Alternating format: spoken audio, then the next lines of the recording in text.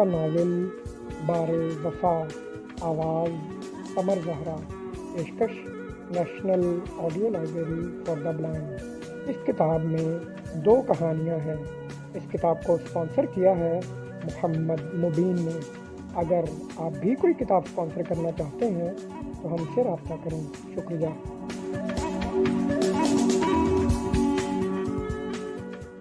किस्त नंबर 8। अल्लाह हाफिज़। अल्लाह हाफिज़ अनम। और सुनो, मेरे लिए दुआ करना बहुत ज़्यादा कि मैं जिस मकसद के लिए जा रहा हूँ खुदा मुझे उसमें कामयाब करे। कैसा मकसद? अनम ने बेख्तियार पूछा।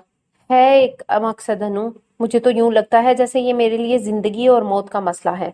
मुझे तुम्हारी दुआओं की बहुत ज़रूरत है अनम, बहुत दुआ करना। वो ताकीद करता हुआ चला गया तो अनम गेट बंद करके वहीं गेट से टेक लगाकर खड़ी हो गई और आंसू पलकों की बाढ़ तोड़कर रुखसारों पर फिसल आए। तो मेरा अंदाजा सही था। अब्दुल्ला सुल्तान नगर सिर्फ और सिर्फ अबीर के बाबा जान से मिलने जा रहा है और उसका मकसद अबीर को पाना है।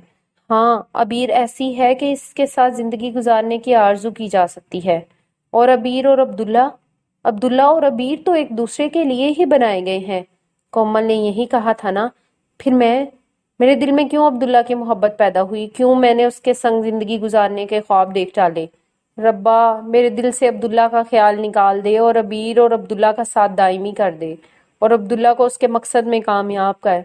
उसने दुआ के लिए हाथ उठाए, रुके हुए आंसू फिर बह निकले। मोहब्बत तो महबूब की खुशी का नाम है, उसकी रजा पर राजी होने और उसकी खुशी पर खुश होने का। उसने अपने आप से कहा और बेआवाज दुआ की, रब्बा मुझे हौसला दे और मेरा ज़रफ बड़ा कर ताकि मैं अब्दुल्ला की खुशी पर सच्चे दिल से खुश हो सकूं। अनम, कहाँ रह गई हो? अपने बाबा जान के लिए 1 कप चाय बना दो। ज़हरा बेगम ने बरामदे में खड़े होकर आवाज़ दी तो उसने जल्दी से हाथों की पुश्त से आंसू पोंछे और सेन पार करके किचन की तरफ बढ़ आई।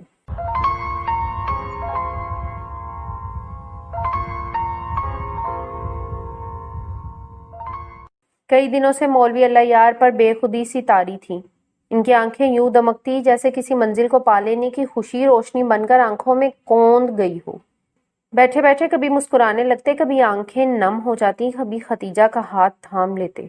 खतीजा, बंद गली खुल गई है, मंजिल सामने दिखती है लेकिन रास्ते में जालिम शराब है। फिर वो उसका हाथ पकड़े पकड़े रो पड़ते। जाना तो उसी समत है खतीजा, हकीकत तो बस वही एक मुकाम है, बाकी सब वहम है। फिर वो बेखुद से हो जाते तो जैसे अपने आप से भी बेगाना हो। ना तो दुकान पर जा रहे थे और ना ही मस्जिद। खदीजा घबरा कर मौलवी हदायतुल्लाह को बुला लाई थी। मौलवी हदायतुल्लाह ने इनको देखा और बेटी को पकड़कर एक सिमत ले गए। बेटी, इसको तंग न करना, वो इस बेखुदी से खुद ही पलटेगा। तुमने कुरेद की या तंग किया तो हमेशा के लिए खो दोगी उसे। और मौलवी हदायतुल्लाह खुद मस्जिद जाने लगे। आजकल बड़े मौलवी साहब नमाज पढ़ा रहे हैं, गांव में सबको पता था। छोटे मौलवी साहब की तबीयत ठीक नहीं है। चौधरी नियाज ने सुना तो अब्दुल कादिर के हाथ पर अपनी मखसूस स्टिक मारकर हंसे। वही हंसी कि अब्दुल कादिर को लगा जैसे देर तक कनस्तर में रोड़े लुढ़कते रहे हों। तेरा मौलवी तो कुछ ज्यादा ही डर गया अब्दुल कादिर, लगता है समझ लग गई है उसे। पर उसे कह ज्यादा डरने की जरूरत नहीं है, घर में छुपकर मत बैठे, बस जुबान सोच समझ कर खोला करे। जी चौधरी जी। अब्दुल कादिर हाथ सहला रहा था। चौधरी नियाज आगे पीछे होते हुए हंस रहे थे। अब्दुल कादिर कई बार मौलवी अल्लाह यार के पास गया था लेकिन उन्होंने इस पर कोई खास तवज्जो नहीं दी थी। मौलवी जी, अब्दुल कादिर इनका हाथ थामकर इन्हें मुखातिब करता, मौलवी जी आप यहाँ से चले जाओ, ये आपके रहने की जगह नहीं है। सच्चे और खरे लोगों को यहाँ जीने नहीं दिया जाता। यहाँ तो कुत्ता बनकर रहना पड़ता है, लात खाकर भी दुम हिलाते रहो। और मौलवी अल्लाह यार खाली खाली आंखों से उसे देखते। अब्दुल कादिर, तू ही बता, अगर सारी उम्र कोई बेसिमत चलता रहे और फिर अचानक उसे असल सिमत नजर आया जाए तो वो क्या करे? रुख बदलकर असल सिमत चल पड़े मौलवी जी। लेकिन इतनी उम्र बेसिमत चलने के बाद अब्दुल कादिर, इतनी उम्र गवा कर अब्दुल कादिर, जो उम्र बाकी है मौलवी जी उस उम्र में तो सही समत चलना चाहिए ना। फिर पर थोड़े वक्त में तो मंजिल तक नहीं पहुंचा जा सकेगा। मंजिल तो दोनों तरह ही नहीं मिली मौलवी जी, ना गलत सिमत चलने से ना सही समत। लेकिन कम से कम ये इत्मीनान तो होगा ना मौलवी जी कि सही सिमत चल रहे हैं। और मौलवी अल्लाह यार की आंखें चमकने लगती। अब्दुल कादिर, तू तो बड़ा सियाना हो गया है। آپ کا ہی فیض ہے جو عبدالقادر کو بھی کچھ سمجھ لگ گئی ہے اور بولنا آ گیا ہے، ورنہ وہ تو 2 دونی 4 سے آگے کچھ نہیں جانتا تھا۔ نماز بھی آپ نے ہی سکھائی مولوی جی، اور قرآن بھی۔ نماز پڑھتا ہے نا؟ جی مولوی جی 5 وقت۔ اور وہ اٹھ کر وضو کرنے لگتے اور نماز کے لیے کھڑے ہو جاتے۔ مولوی جی آپ نے ابھی تو ظہر کی نماز پڑھی ہے۔ اچھا۔ عبدالقادر کے پاس آ کر بیٹھ جاتے اور تھوڑی دیر بعد پھر نماز کے لیے کھڑے ہو جاتے۔ ظہر کی نماز پڑھ لوں عبدالقادر؟ اور عبدالقادر حیران ہوتا کہ یک مولوی صاحب کو کیا ہو گیا ہے، بھلے چنگے تھے اور چودھری نیاز نے بھی تو بس ڈانٹا ڈپٹا ہی تھا، پھر اچانک یہ مولوی صاحب کو کیا ہو گیا ہے جی؟ وہ مولوی ہدایت اللہ سے پوچھتا تو وہ ڈانٹ دیتے، جس بات کو نہیں جانتا اس کی کرید نہ کر اور انہیں تنگ نہ کر۔ لیکن وہ پھر بھاگ بھاگ کر جاتا اور مولوی الیار اسی کیفیت میں ملتے، ایک ایک نماز کئی بار پڑھتے، حالانکہ وہ پہچانتے تھے سب کو۔ عبدالقادر بتائیے انسان ظالم اور جاہل کیوں ہے کہ ایک عمر بے سمت چلنے میں گنوا دیتا ہے؟ اس کے خمیر میں جو عشق کی مشک چھپی ہے وہ اسے اوہام پر لٹا دیتا ہے، اسے عقل کیوں نہیں؟ وہ کئی بار کے کیے ہوئے سوال کیے جاتے، یہ بے خودی کئی ہفتے طاری رہی۔ اس دوران رابعہ بی بی بھی 2 بار آئیں، ایک بار عبدالقادر کے ساتھ، ایک بار اکیلے۔ اس روز چودھری نیاز لاہور گئے ہوئے تھے، رابعہ بی بی صبح ہی حویلی آ گئی تھیں اور کچھ دیر بعد ہی انہوں نے عبدالقادر کو بلوایا تھا۔ اس دن تم کیا کہہ رہے تھے کہ مولوی اللہ یار بڑے اللہ والے ہیں؟ جی بی بی جی بڑا اثر ہے ان کی زبان میں بھی دعا کروانا چاہتی ہوں ان سے، میرا دل بہت گھبراتا ہے، بہت گھبراہٹ ہوتی ہے، سانس رکتا ہے۔ اور عبدالقادر نے حیرت سے انہیں دیکھا تھا۔ آپ تو بہت پڑھی لکھی ہو بی بی جی، اور پڑھے لکھے لوگ تو ان باتوں پر یقین نہیں رکھتے۔ پڑھے لکھے بھی جب ہر طرف سے مایوس ہو جاتے ہیں تو اسی کے در پر جاتے ہیں، اسی کے سامنے جھکتے ہیں، اور نیک لوگوں کی دعا میں اثر ہوتا ہے۔ کیا خبر مولوی جی کی دعا سے یہ گھبراہٹ دور ہو جائے۔ جب رابعہ بی بی عبدالقادر کے ساتھ مولوی جی کے پاس گئیں تو انہوں نے آنکھ اٹھا کر بھی نہیں دیکھا، وہ کسی اور ہی کیفیت میں تھے۔ عبدالقادر سے بھی بات نہیں کی، بس بار بار وضو کرتے اور نماز کے لیے کھڑے ہوتے، پھر نماز پڑھتے پڑھتے بے خود ہو جاتے، پھر اٹھتے، پھر وضو کرتے اور نماز کی نیت باندھ لیتے۔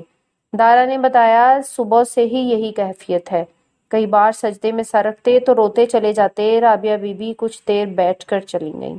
دوسری بار وہ اکیلی آئی تھیں۔ مولوی اللہ یار اپنے گھر کے صحن میں بیٹھے تھے اور زمین پر لکیریں کھینچ رہے تھے۔ کھلے دروازے سے رابعہ بی بی سیدھی اندر آ گئی تھیں اور ان کے سامنے ہی زمین پر بیٹھ گئی تھیں۔ منصور ادھر دیکھو، یہ میں ہوں رابعہ۔ رابی! مولوی اللہ یار نے نگاہیں اٹھائیں اور پھر جھکا لی۔ کیسی ہو رابی؟ تم نے مجھے پہچان لیا منصور؟ رابعہ کی آواز کپ کپا رہی تھی۔ تم کہاں تھے، کہاں چلے گئے تھے منصور؟ میں ایک بار گئی تھی اسلام آباد، وہاں حامد سے معلوم ہوا تھا کہ تم گھر چھوڑ کر چلے گئے ہو، تمہاری ذہنی حالت ٹھیک نہیں تھی۔ اسی کیفیت میں ایک دن گھر سے نکل گئے۔ میں شرمندہ ہوں، میں تم سے بہت شرمندہ ہوں منصور، میری وجہ سے۔ میں سمجھتی تھی میں بابا جان کی اکلوتی بیٹی ہوں، انہوں نے میری ہر خواہش پوری کی ہے تو وہ انکار نہیں کریں گے، لیکن انہوں نے تمہاری ممی ڈیڈی کو انکار کر دیا اور میں کچھ بھی نہ کر سکی۔ مجھے معاف کر دو منصور، میری وجہ سے تمہیں تکلیف ہوئی، کاش میں ابتدا ہی میں خود کو سمجھا لیتی، اتنا آگے نہ بڑھتی تو۔ مگر محبت پر کس کا اختیار ہوتا ہے منصور؟ یہ تو خود بخود کسی صبح کو اچانک کسی ننھی کومپل کی طرف پھوٹ پڑتی ہے اور پھر کشور دل کی ہر فصیل پر، ہر کونے پر کومپلیں پھوٹنے لگتی ہیں، کلیاں چٹکنے اور پھول کھلنے لگتے ہیں۔ مانی، مجھے معاف کر دو پلیز مانی۔ تم کس بات کی معافی مانگ رہی ہو رابی؟ جذبے تو اس کی طرف سے ودیعت ہوتے ہیں اور فیصلے بھی اسی کے ہوتے ہیں سارے، وہی ہمارے لیے راہیں منتخب کرتا ہے، اس نے ہی میرے اور تمہارے لیے راہیں متعین کی، اس نے جو چاہا وہی ہوا، ہم نے جو چاہا وہ بے ثمر ٹھہرا، کیسے ہی منظور نہ تھا سب۔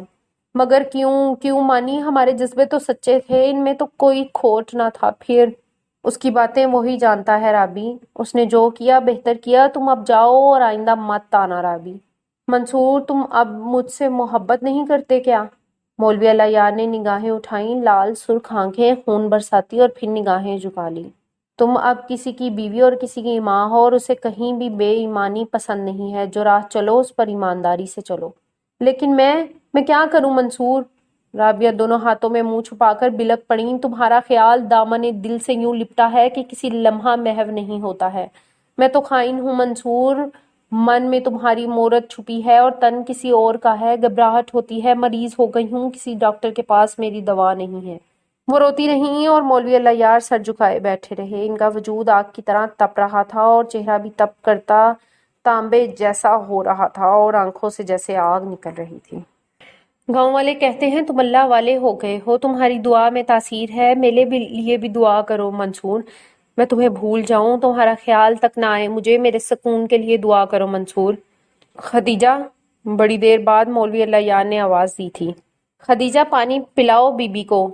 خدیجہ دوپٹہ لپیٹے اندر سے پانی کا گلاس لے کر آئی اور مولوی اللہ یار نے گلاس لے کر انہیں پکڑا دیا. پی لو رابعہ. رابعہ نے چادر کے پلو سے چہرہ صاف کیا اور گلاس منہ سے لگا لیا. خدیجہ حیرت سے انہیں دیکھتی واپس کمرے میں چلی گئی. یہ کون تھی؟ گلاس خالی کر کے انہوں نے نیچے رکھا. خدیجہ تھی, میری بیوی ہے, مولوی اللہ یار نے آہستگی سے کہا.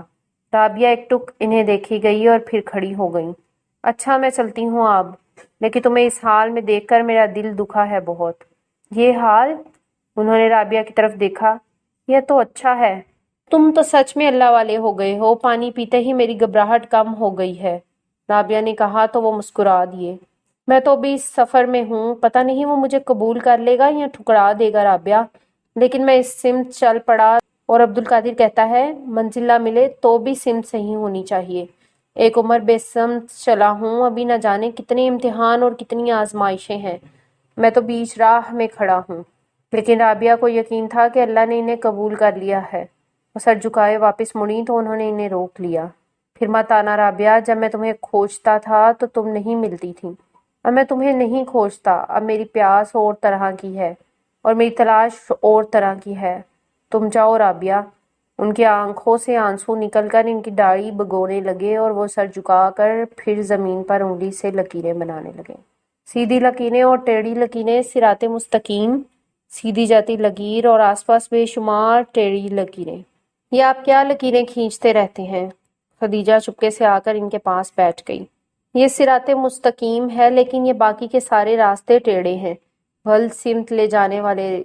صراط مستقیم تو صرف ایک ہی ہے نا, لیکن یہ ٹیڑھے میڑھے بے شمار راستوں میں پھنسا صرف ایک راستہ, اور صرف اس پر چلنا مشکل ہے, لیکن لوگ چلتے ہیں.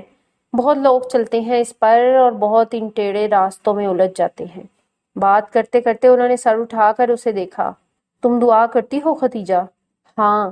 تو پھر دعا کیا کرو میرے لیے, اپنے لیے, ادراس بچے کے لیے جسے ابھی دنیا میں آنا ہے, کہ ہم صراط مستقیم پر چلیں. یہ ٹیڑھے راستے ہمیں لبھائیں نہیں, ہمیں الجھائیں نہیں. خدیجہ کی سادہ سی بے ریا آنکھوں میں خوشی کے موتی چمک رہے تھے. مولوی صاحب نے اس سے پہلے تو کبھی اس طرح اتنی اپنائیت سے بات نہ کی تھی. وہ تو جو بات کرتے تھے تو وہ بھی دور خلا میں, جیسے کہیں کسی اور سے مخاطب ہوں. ابا جان نے کہا تھا خدیجہ تو اسے تنگ نہ کر, نہ کوئی سوال کر, وہ خود ہی لوٹ آئے گا. خدیجہ میرے کپڑے نکال دو, نہانے کے لیے غسل خانے میں پانی رکھ دو, میں آج جمعے کی نماز مسجد میں پڑھوں گا. آپ کا سفر مکمل ہو گیا ہے. خدیجہ کی آواز خوشی سے کانپ رہی تھی. سفر تو کبھی بھی مکمل نہیں ہوتا. شاید ہاں, مجھے راہ مل گئی ہے, راستہ دکھائی دے گیا ہے. تمہارے حقوق میں مجھ سے جو کوتاہی ہوتی ہے اسے معاف کر دیا کرو خدیجہ. اس نے مجھ کو ایسے قبول نہیں کیا خدیجہ. آنسو ایک بار پھر ان کی آنکھوں سے بہہ نکلے اور خدیجہ ہولے ہولے انہیں دلاسا دینے لگی. مولوی اللہ یار پہلے صرف جماعت کے ساتھ نماز کے لیے کھڑے ہوئے اور پھر ہولے ہولے ایک بار پھر ساری ذمہ داری ان پر آ پڑی. مولوی ہدایت اللہ نے ایک روز آنکھیں بند کر لیں.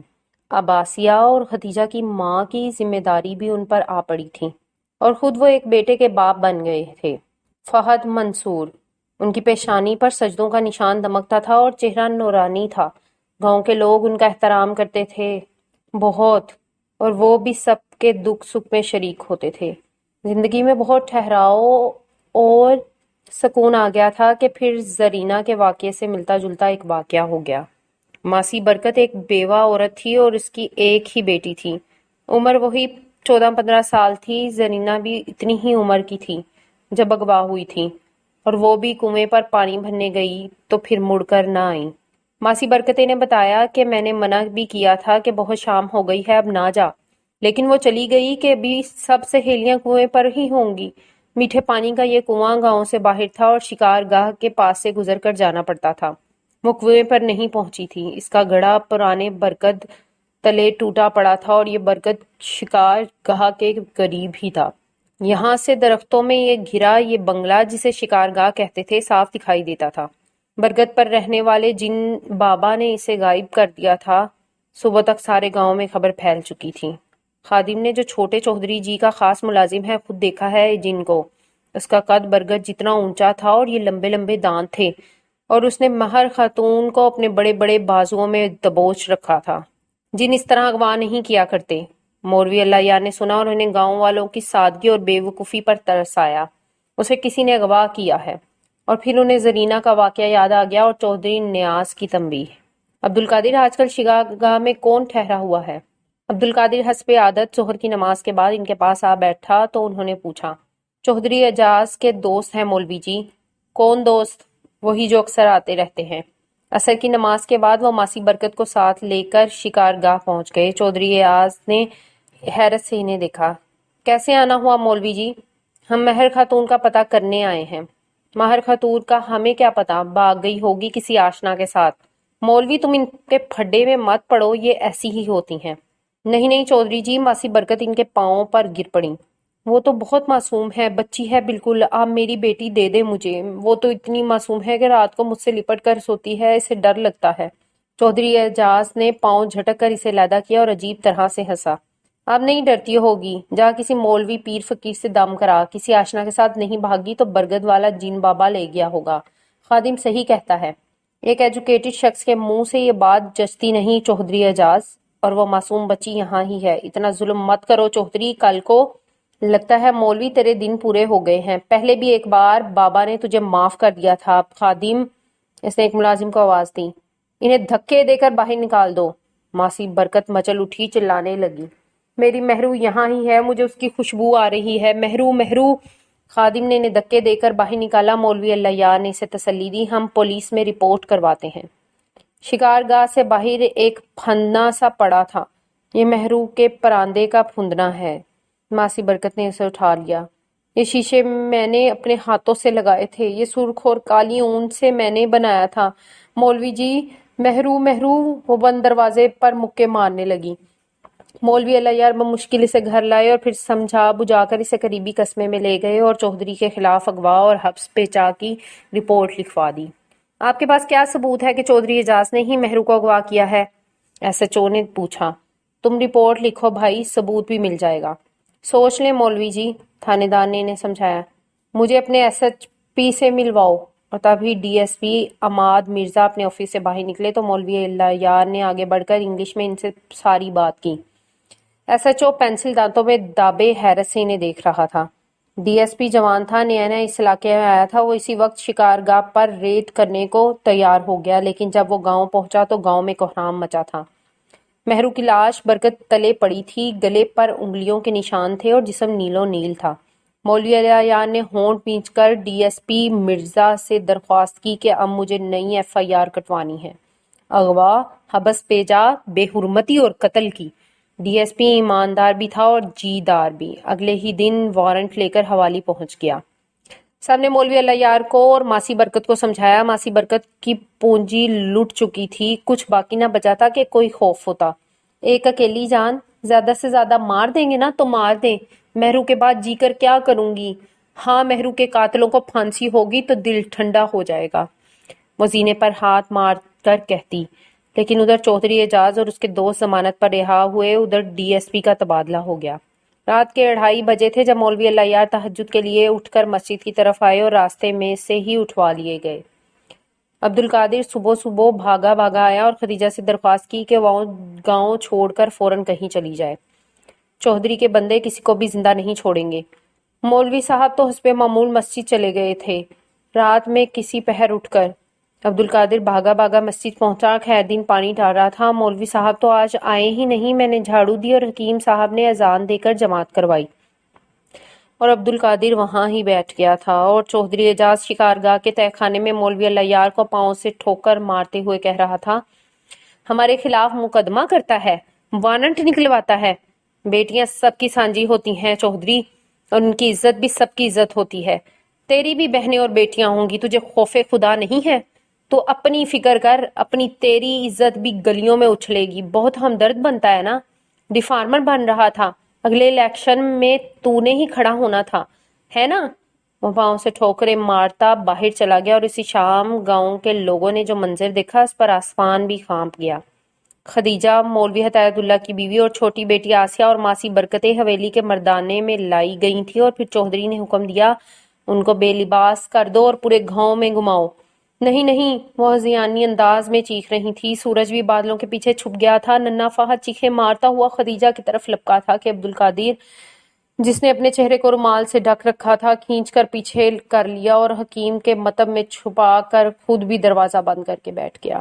آسمان یکدم سرخ ہو گیا تھا اور تیز آندھی سرخ آندھی چلی تھی. خدیجہ کا چند قدم چل کر ہی ہارٹ فیل ہو گیا تھا. وہ گری تھی اور کسی نے اس پر چادر ڈال دی تھی. آسیہ اور مولوی ہدایت اللہ کی بیوی کی لاشیں اگلی صبح گھر کے اندر پڑی ملی تھیں. کوئی کہتا تھا مولوی کی بیوی نے آسیہ کو اور خود کو مار دیا اور کوئی کہتا تھا چودھری کے بندوں نے مارا. عبد القادر فہد منصور کو لے کر گاؤں سے نکلا اور جھنگ میں ایک دوست کے پاس چھوڑ کر راتوں رات واپس گاؤں آ گیا. اور اگلی صبح چودھری نیاز سے چند گھنٹوں کی چھٹی لے کر جھنگ آیا اور جب واپس پلٹ کر گیا تو چودھری نیاز نے پوچھا، کدھر گیا تھا تو؟ وہ جی جنگ گیا تھا ایک دوست سے ملنے. بتایا تو تھا جی آپ کو. دوست سے مل گیا تھا یا مولوی کے بیٹے کو بھگانے؟ ایک لمحے کے لیے تو عبد القادر کانپ گیا. نا جی، میں تو جھنگ گیا تھا، پہلے بھی جاتا رہتا ہوں، وہاں میرا پکا یار رہتا ہے، ہم اکٹھے پڑھتے رہے ہیں. بچہ تو شاید مولوی صاحب کے پاس ہوگا. مولوی کے پاس کہاں سے آ گیا وہ تو؟ اور چودھری نیاز خاموش ہو گیا. چودھری نیاز اور چودھری اعجاز نے فہد کو بہت ڈھونڈا. چودھری کو بہت جلال چڑھا ہوا تھا. وہ مولوی الیار کی نسل کو ختم کر دینا چاہتا تھا، لیکن فہد اسے کہیں نہیں ملا تھا اور مولوی الیار بھی پھر کبھی نظر نہیں آئے. زیادہ لوگوں کا خیال تھا کہ چودھری اعجاز نے انہیں مروا کر ان کی لاش ٹھکانے لگوا دی ہے.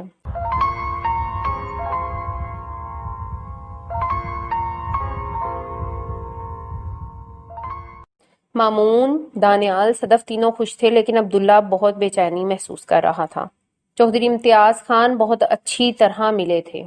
بچوں، آپ آئے ہو تو چند دن رہو، چند دن کھاؤ پیو عیش کرو، تازہ ہوا، تازہ میٹھا پانی اور تازہ سبزیاں. عبیر کی حویلی بہت بڑی تھی. اس کے 3 پورشن تھے. یہ تینوں پورشن اندر کی طرف تھے. باہر سے حویلی کا مین گیٹ ایک ہی تھا اور اندرونی گیٹ کے بالکل ساتھ مردانہ حصہ تھا.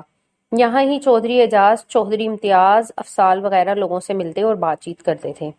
وہ رات کو خاصی دیر سے پہنچے تھے، سو صبح دیر سے اٹھے. البتہ عبداللہ عادت کے مطابق نماز کے وقت اٹھ کھڑا ہوا تھا اور پھر نماز پڑھ کر لیٹ گیا تھا. چونکہ باقی لوگ ناشتہ کر چکے تھے اس لیے ناشتے کی ٹیبل پر یہ لوگ اکیلے ہی تھے.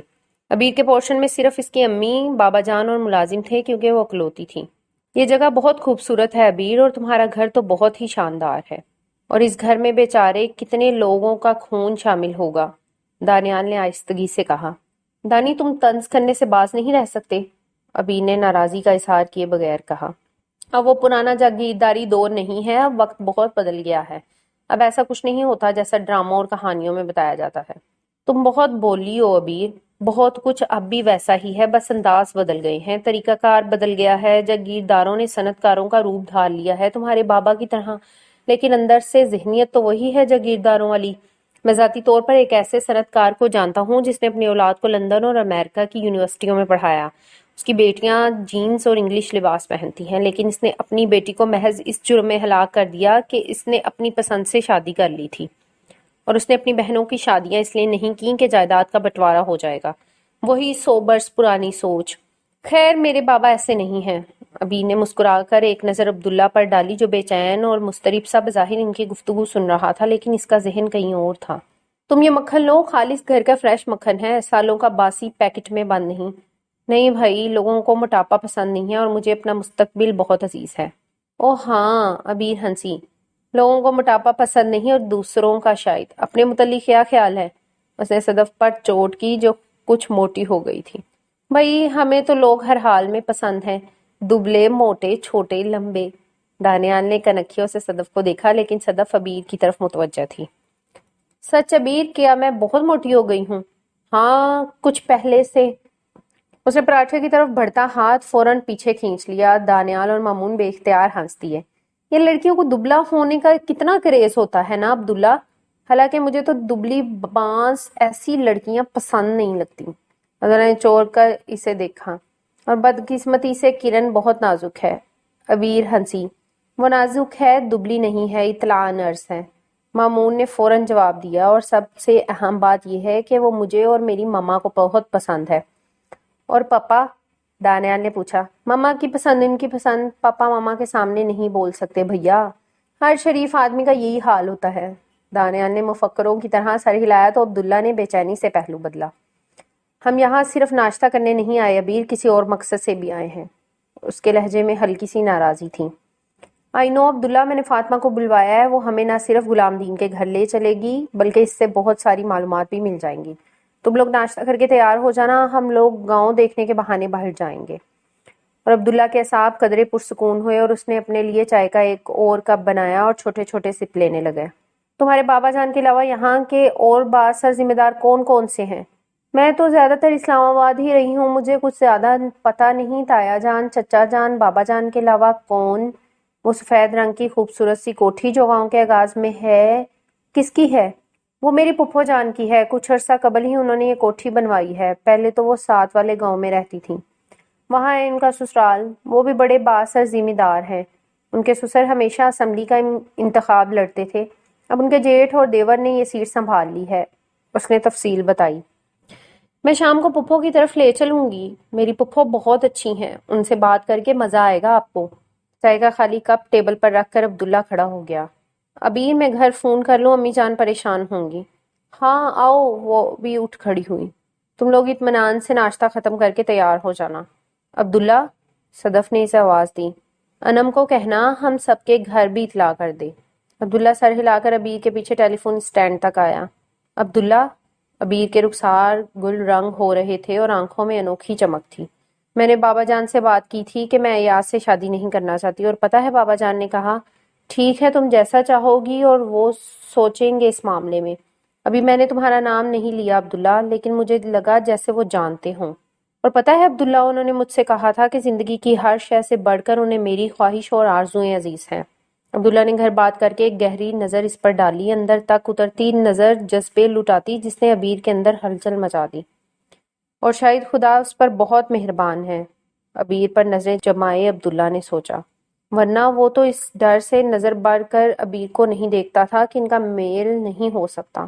دونوں کے سٹیٹس میں بہت فرق ہے۔ دونوں کی نظریں ایک دوسرے پر تھیں۔ کئی خاموش لمحے ان کے درمیان سے گزر گئے اور پھر عبداللہ نے نظریں اس کے چہرے سے ہٹا لیں اور اپنے اندر خوشی کے ایک درخت کو پھیلتے اور خوشبو بکھراتے دیکھا اور دھیمی سی مسکراہٹ لبوں پر لیے گیسٹ روم کی طرف بڑھ گیا۔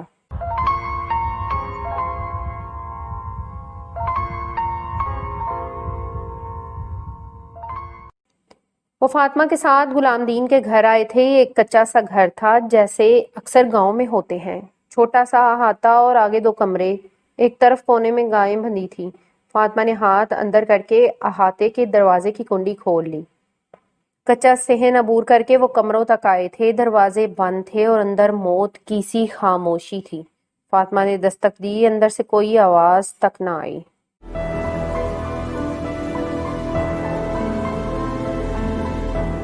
اگر آپ نے ہمارا چینل سبسکرائب نہیں کیا تو ابھی سبسکرائب کریں اور ساتھ ہی بیل آئیکن پر کلک کریں تاکہ ہماری نئی آنے والی بکس کی اپڈیٹس آپ کو ملتی رہیں۔ لائک کریں، شیئر کریں اور کمنٹس کر کے اپنی رائے کا اظہار کریں، اور یہ بھی بتائیں کہ آپ کو ہماری بکس کیسی لگتی ہیں۔ مزید معلومات اور ڈسکشن کے لیے ڈسکرپشن میں دیے گئے لنک پر کلک کر کے ہمارا واٹس ایپ گروپ جوائن کریں۔ شکریہ۔